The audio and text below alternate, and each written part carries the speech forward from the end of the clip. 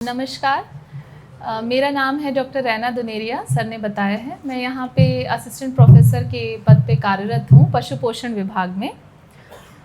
तो जब भी हम किसी की बात करते हैं, चाहे वो गाय भैंस हो, चाहे वो बकरी हो, किसी के यहाँ मुर्गी होगी, है ना। जब किसी भी हम पशु की बात करते हैं तो जब भी हम खरीदने का सोचते हैं, आप में से ज़रा प्लीज़ हाथ उठाएंगे कितनों के यहाँ है कोई ना कोई पशु।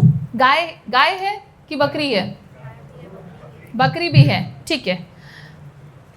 तो जब सबसे पहले आप लोगों ने सोचा होगा कि हम गाय खरीदें या बकरी खरीदें, पशु खरीदें, तो सबसे पहले जो पता किए होंगे कि हम कौन सा लेके आते हैं, हम नस्ल कौन सी लाएं, है ना। गाय वाले सोचे होंगे अच्छा वो वाइट ब्लैक वाली HF अच्छी है क्या, गिर अच्छी है क्या, साहिवाल अच्छी है क्या। जो अभी बकरी पालन करने का सोच रहे होंगे वो ये सोच रहे होंगे कि हम यहाँ कौन सी अच्छी है। छत्तीसगढ़ में उस्मानाबादी का नाम सुन रहे होंगे, कोई जमुनापारी सुना होगा, कोई ब्लैक बंगाल लाना चाह रहा होगा, किसी ने सिरोही के बारे में पता किया होगा।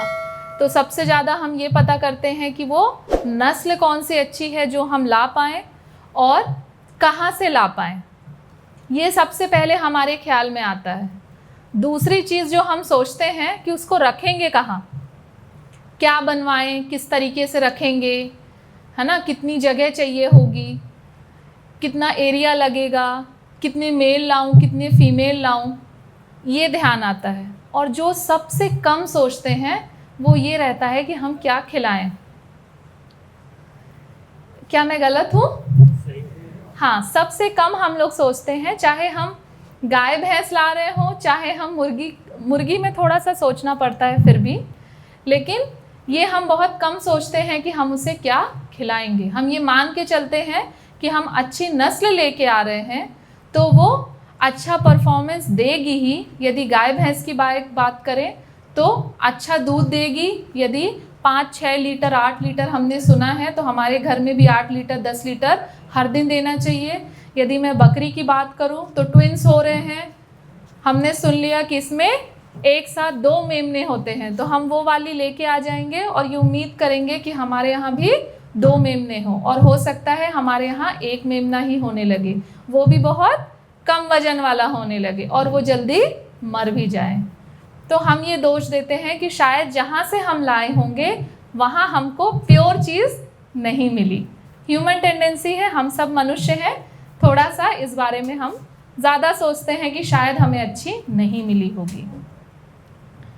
तो यहाँ पर इम्पोर्टेंस आता है इस सब्जेक्ट का, पशु पोषण का, कि जो सबसे महत्वपूर्ण चीज़ है, जैसे कि सर ने बताया, यदि 100 रुपये आप खर्चा कर रहे हैं तो यदि हम बकरी की बात करें तो 60 से 65 रुपये खर्चा आपको हो सकता है खाने में उसके हो। यदि हम मुर्गी की बात करें, कुछ मुर्गी पालक भी होंगे, तो उसमें तो 70 से 75% जो खर्चा आ रहा है, यदि 100 रुपये आप खर्च कर रहे हैं तो वो उसके दाने में आ रहा है, उसके आहार में आ रहा है। तो इस वजह से हमें थोड़ा सा एक आइडिया होना ज़रूरी है कि हम जब अपने यहाँ बकरी लेके आएंगे, क्योंकि ये बकरी पालन की ट्रेनिंग है, तो हम ऐसा क्या खिलाएं, क्या तैयारी करें जिससे जो हम सोच के लाए हैं उतनी हमको प्रोडक्शन मिल सके। तो बकरी की बात करें, बकरी जो दुधारू जो गाय भैंस है उनसे थोड़ा सा हमको ज़्यादा एडवांटेज मिल जाता है बकरी पालन में, है ना। गाय भैंस क्या है, बड़ा जानवर है ना, बड़ा जानवर है, उसका पेट बड़ा है, उसकी रिक्वायरमेंट ज़्यादा है ना। तो जैसे कि शायद आपको पिछली क्लासेस में बताया गया होगा, ये लोग जो हैं गाय भैंस और बकरी, इनको रूमिनेंट कैटेगरी में डाला जाता है। इनके 4 पेट होते हैं, ये एक कंपाउंड स्टमक एनिमल है और इनको ज़्यादा खाने की ज़रूरत होती है ना। तो गाय भैंस या बकरी, इसको आप 2 तरीके से इसका पेट भर सकते हैं। एक है आप इसको हरा घास, हरी पत्ती, सूखा घास, ये सब दे सकते हैं, और दूसरी इसकी रिक्वायरमेंट, आप इसकी जो शरीर की जो रिक्वायरमेंट है वो पूरी कर सकते हैं अनाज के माध्यम से, ठीक है। तो ये सब खिला के हमारा मेन जो हमारा ऑब्जेक्टिव रहता है कि इसका पेट हम पूरी तरह से भर पाएँ, है ना। किसी भी स्थिति में ये मान के नहीं चलना चाहिए कि मेरे पास बहुत आहार है, पशु आहार खरीदने की क्षमता है, मैं मार्केट से बहुत सारा पशु आहार ला सकता हूँ और मैं अपने गाय की या भैंस की या बकरी की पेट भर सकता हूँ। आपको चारे का प्रबंध करना ही पड़ेगा। मैं छत्तीसगढ़ के सभी पशुपालकों से ये निवेदन करती हूँ, कुछ ना कुछ आपको चारे की व्यवस्था करनी ही पड़ेगी, क्योंकि उसके बिना इसका पेट नहीं भर पाएगा। इसको यदि अपन सरल भाषा में समझें, क्योंकि इनके पेट भरने के लिए आपको हरा चारा या सूखा चारा किसी माध्यम से आपको चारा देना पड़ेगा, ताकि इसका पाचन सही से रहे और ये सही तरीके से दूध दे सके या ज़्यादा इसका वजन जल्दी जल्दी बढ़े। तो यदि हम बकरी की बात करते हैं तो ज़्यादातर जो मुझे लग रहा है आप लोगों में से जो बकरी पाल रहे होंगे वो क्या करते हैं, चरने भेजते हैं। क्या करते हैं? चराई। कोई काट के खिलाता है वहीं पे शेड में, घर पे रहता है। क्या देते हैं? पैरा कुट्टी। चलिए अपन आगे डिस्कस करेंगे। देखिए, जैसे हम मनुष्य हैं, मनुष्यों को हम लोगों को चालू करते हैं हम जब मेमना पैदा हुआ, ठीक है, वहाँ से चालू करते हैं, या तो मनुष्यों में बच्चा पैदा हुआ, ठीक है। तो हम लोगों को, मैं पोषण की बात करूँगी, किन किन चीज़ों की ज़रूरत होती है? ऊर्जा की ज़रूरत होती है, ठीक है, चलने फिरने के लिए ऊर्जा की ज़रूरत होती है। दूसरी क्या चीज़ की ज़रूरत होती है? प्रोटीन की ज़रूरत होती है, ताकि जल्दी जल्दी हम वज़न बढ़ सके, है ना, हाइट बढ़ सके, इसके लिए प्रोटीन चाहिए होता है। और कुछ विटामिन और मिनरल्स की भी ज़रूरत होती है, ठीक है। तो वैसे ही पशुओं में ऊर्जा के स्रोतों, ऊर्जा की ज़रूरत होती है। अब ऊर्जा के स्रोत क्या हो सकते हैं? ऊर्जा के स्रोत हो सकते हैं जैसे कि आप कोई चारा दे रहे हैं, ठीक है, या तो आप अनाज दे रहे हैं, ये सब ऊर्जा के स्रोत हो सकते हैं, ठीक है। तो हमको ये ध्यान रखना है कि हम ऐसी डाइट बनाएं, ऐसा आहार उसको खिलाएं कि अनाज उसके आहार में हो, घास उसके आहार में हो, चोकर, चोकर है, गेहूं चोकर, है ना, जो व्हीट ब्रांड, राइस ब्रांड, ये सब हो, ये सब जो है ऊर्जा के स्रोत हैं। इसके साथ साथ मैंने कहा प्रोटीन, प्रोटीन भी होनी चाहिए। प्रोटीन के स्रोत क्या हो सकते हैं? बरसीम है ना, फिर आपका ऐसे जो हरे चारे हैं, बरसीम, ल्यूसन, लेग्यूमिनस जो चारा हैं छोटी पत्ती वाले, इनमें प्रोटीन अच्छा होता है, ठीक है। अगाथी में ज़्यादा प्रोटीन होता है, स्टाइलो में अच्छा प्रोटीन होता है। तो हम ऐसी चीज़ दें जिसमें प्रोटीन अच्छा हो। और यदि दाने में बात करें, जो आपके खली हैं, जो खल हैं, जो आपके सोयाबीन है, जो आपका बिनौला खली है, जो आपका तिल का खली है, आपका सरसों का खली है ना, आपका मूंगफली का खली है, ये सब क्या देगा? प्रोटीन देगा। तो जैसे हम इंसानों में ध्यान रखते हैं कि बच्चा पैदा हुआ, बड़ा हो रहा है, धीरे धीरे ग्रोइंग फेज में है, तो हमको क्या देना है, वैसे ही हमको थोड़ा सा सोच के आइडिया होना चाहिए कि क्या क्या चीज़ें क्या क्या प्रदान करेगी। उसके बाद जो खनिज लवण हैं, मिनरल्स और विटामिन्स, इसको हम भूल जाते हैं। ये कभी, चाहे वो हम गाय भैंस पाल के रखे हों या हम बकरी पालन कर रहे हों, हम कभी खनिज लवण नहीं मिलाते हैं, जिसे हम मिनरल मिक्सचर कहते हैं। तो वो मिनरल मिक्सचर की भी बहुत ज़रूरत है। अब जैसे जो समस्याएं आती हैं उनसे मैं थोड़ा सा रिलेट करके आपको बताना चाहूँगी। कुछ पशुपालक बोलते हैं जो बकरी पालन कर रहे हैं कि जल्दी वजन नहीं आ रहा है। तो जल्दी वजन नहीं आ रहा है मतलब आप प्रोटीन और एनर्जी कम खिला रहे हैं, उसके आहार में प्रोटीन और एनर्जी कम है, जिसकी वजह से वो 6 महीने में जितना बड़ा होना चाहिए था उतना बड़ा नहीं हो पा रहा है। मतलब प्रोटीन एनर्जी की रिक्वायरमेंट आप उसकी पूरी नहीं कर पा रहे हैं। उसके शरीर को, सिरोही है, जमुनापारी है, उस्मानाबादी है, बड़ी बकरियां हैं, इनका वजन काफ़ी बड़ा रहता है।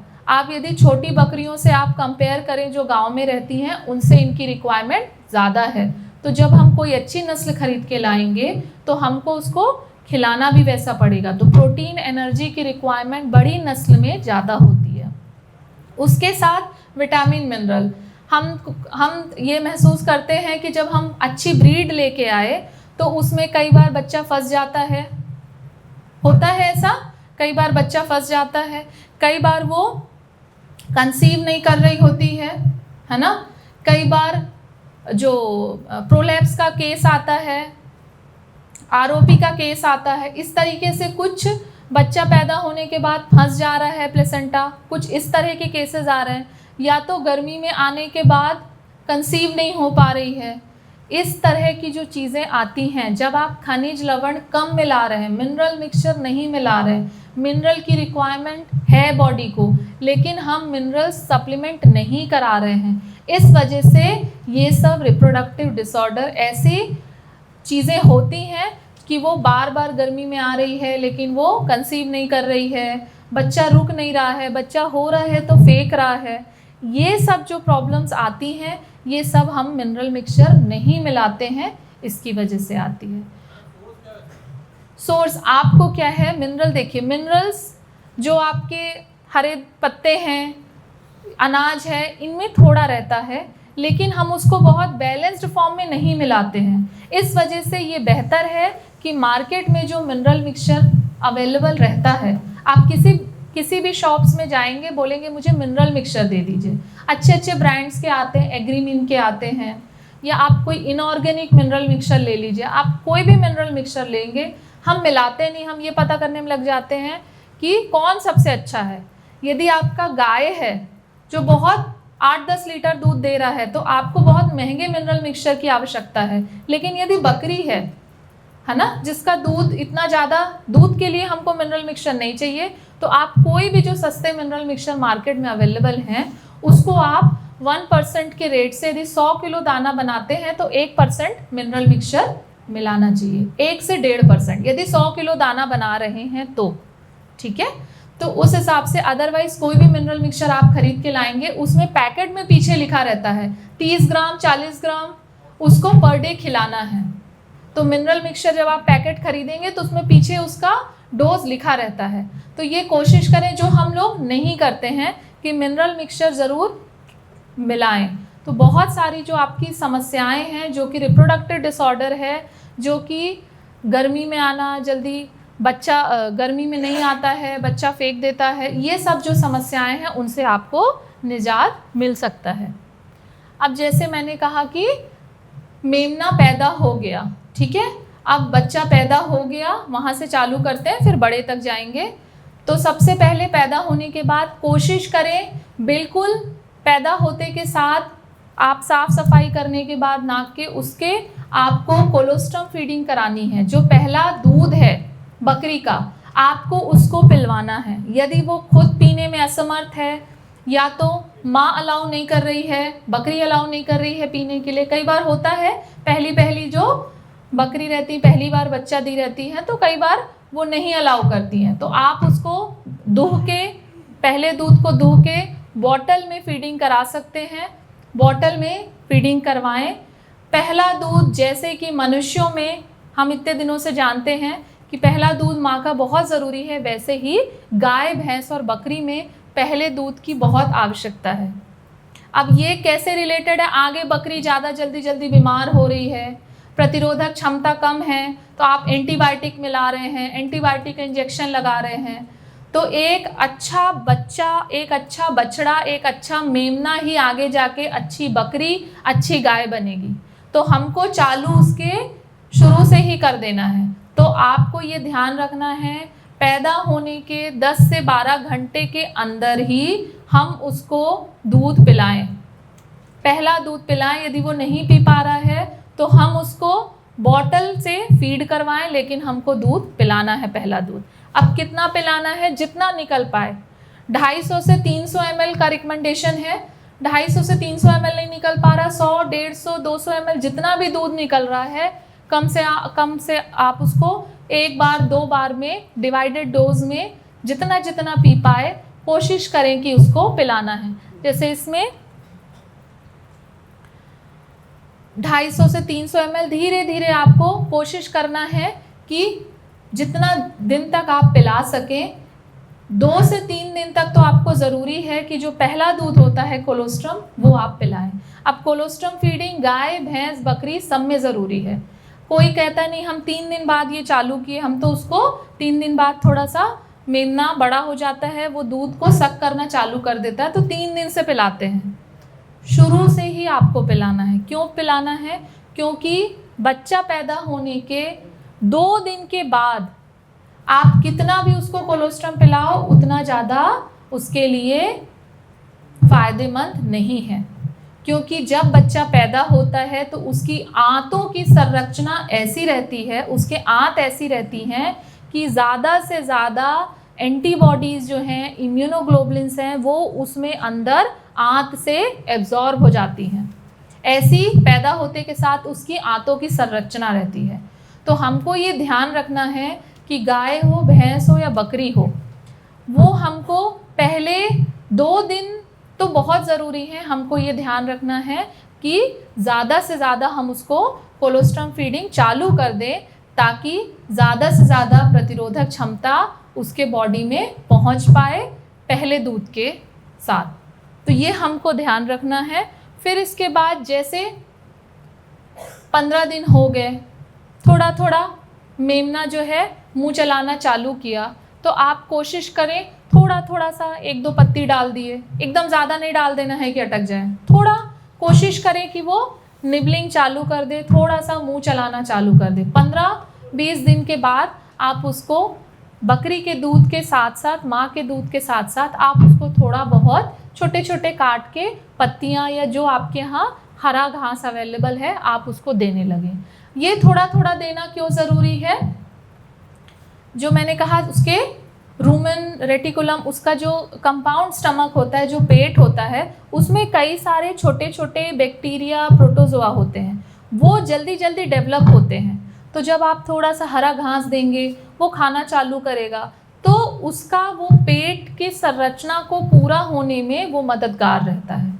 तो हम कोशिश करें कि थोड़ा थोड़ा सा हम उसको देने लगें। और जैसे वो 1 महीना की हो जाता है, मेमना जैसे 1 महीने का हो जाता है, तो हम फिर उसको पशु आहार देना चालू कर सकते हैं। करीबन 50 ग्राम से चालू करिए, 50 ग्राम 100 ग्राम आप उसको पशु आहार दे सकते हैं। अब ये जो पशु आहार रहेगा, ये ऐसा पशु आहार रहेगा जिसमें प्रोटीन ज़्यादा रहेगा, है ना।